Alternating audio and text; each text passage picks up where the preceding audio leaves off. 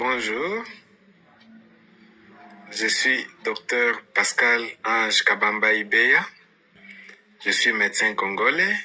Je travaille au Kenya depuis plus de 15 ans.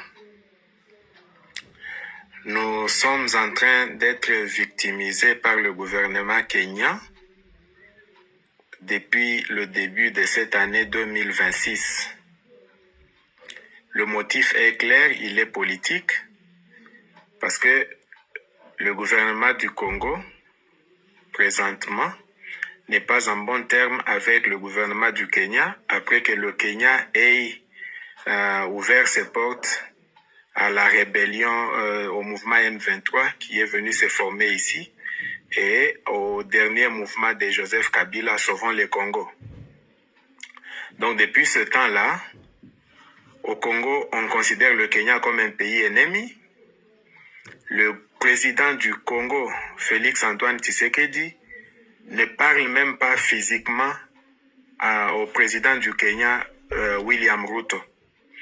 Il est arrivé même quand ils étaient dans une rencontre en Europe ou quelque part, le protocole du gouvernement du Kenya a voulu que les deux présidents se rencontrent, mais malheureusement, notre président n'a pas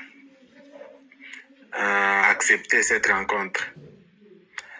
Cela a fait que le ministre de la Santé, il est pratiquement la deuxième personne la plus puissante dans le gouvernement actuel, après le président Ruto.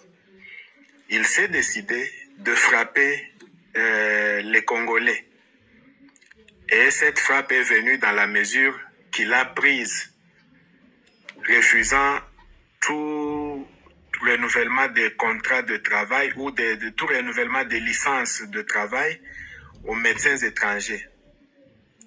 Il était clair dans son message, il a dit « Les médecins ressortissants des pays de l'Afrique de l'Est ne seront pas frappés par cette mesure, mais les autres médecins seront frappés. » Or, le Congo est membre effectif de l'Afrique de l'Est depuis 2022. Et le Congo paye ses contributions à cette Afrique de l'Est. La même chose que le Congo est membre de la SADC, South African Development Economic Forum, quelque chose comme ça, où il y a l'Afrique du Sud, le Botswana, le Malawi, le Zimbabwe, la Mozambique et autres.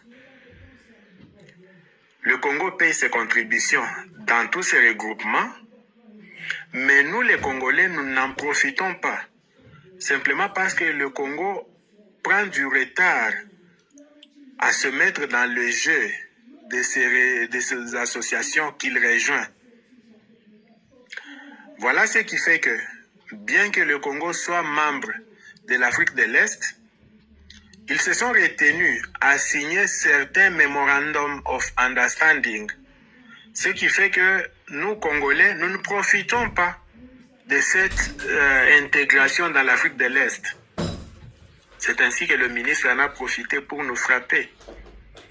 Il nous a refusé de renouveler nos licences pour travailler. Donc, depuis le début de cette année 2026, nous ne travaillons pas. Nous sommes à la maison. Nous nous levons le matin. Nous faisons tout ce que nous pouvons. Mais nous n'avons pas droit de toucher aux malades. Nous ne travaillons pas. Maintenant, c'est le 4e mois qui finit aujourd'hui. Nous sommes le 30 avril. Ancienne journée de l'enseignement chez nous. On se rappelle de la chanson « Vive le 30 avril ». Le 30 avril, c'est notre jour.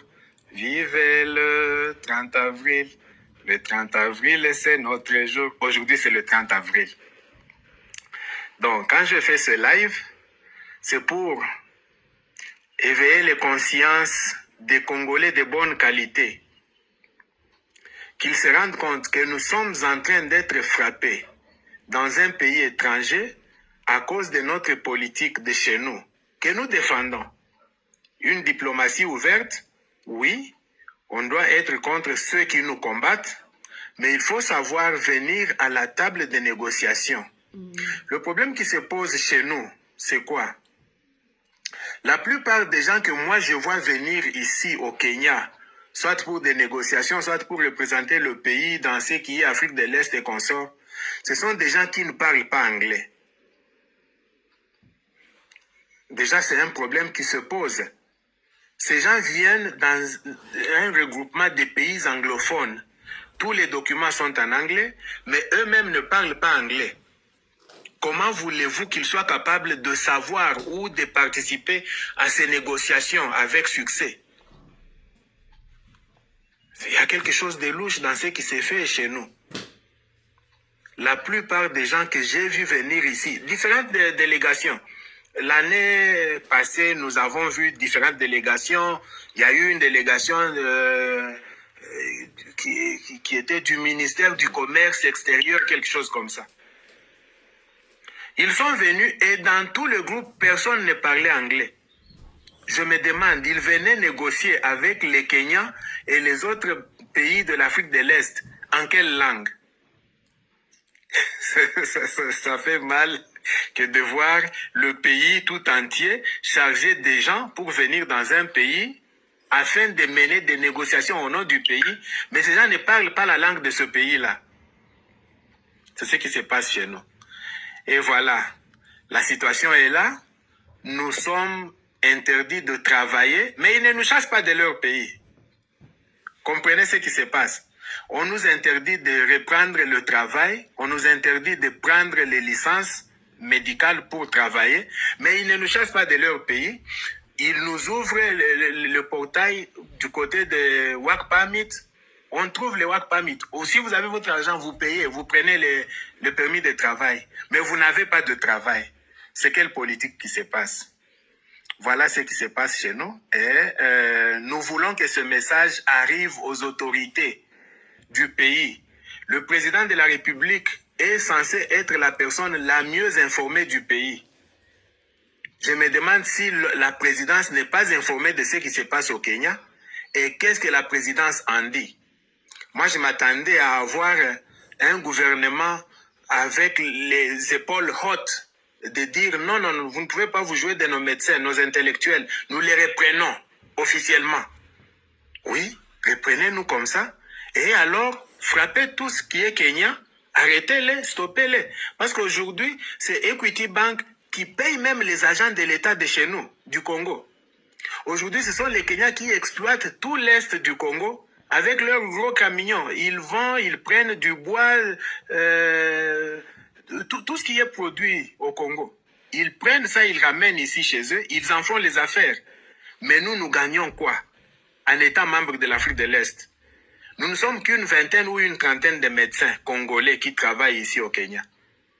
Et nous sommes frappés simplement parce que le ministre le dit même ouvertement. Votre président ne parle pas à mon boss. Comment voulez-vous que je vous serve? Donc vous comprenez que nous ne sommes que l'herbe qui souffre quand il y a la bataille entre un éléphant et une hippopotame. Pourquoi devons-nous souffrir et jusqu'à quand allons-nous souffrir? Je lance ce message comme un cri d'alarme, comme un SOS, que ça arrive jusqu'à la présidence de la République, que le président prenne des mesures dignes de son gros nom de béton. Amatsama pekalo bangana a béton, natindi avion, nazo bana nangana Kenya, nazo isabango na Congo. Faites un peu ça, honorez-nous. Nous sommes ici, nous travaillons. Personnellement, je suis ici depuis plus de 15 ans. Et je travaille comme médecin dans différentes disciplines de la médecine. Et nous sommes parmi les médecins exemplaires. C'est ainsi que même les médecins kenyans, ils savent notre force. Nous ne sommes pas les moindres. Mais pourquoi sommes-nous abandonnés? C'est ça la question que je me pose. Merci beaucoup pour ce matin. Que Dieu bénisse le Congo, notre pays. Que Dieu bénisse l'Afrique tout entière. Que Dieu bénisse le Kenya, qui est un bon pays, qui nous a bien accueillis. Bien sûr qu'il y a des ministres avec ce weather qui est mauvais. Oui, je disais que Dieu bénisse le Congo, Kinshasa, que Dieu bénisse le Kenya, un bon pays d'accueil qui nous a bien accueillis, où nous sommes bien intégrés. Bien sûr qu'il y a des ministres qui sont populistes qui viennent avec des décisions, mais cette décision n'est même pas du populisme. Ça, c'est une décision politique pour frapper le Congo afin de rappeler notre gouvernement à la table des négociations. Que ce message arrive aux autorités qui peuvent en tenir compte et faire quelque chose. Je vous remercie et que Dieu vous bénisse. Amen.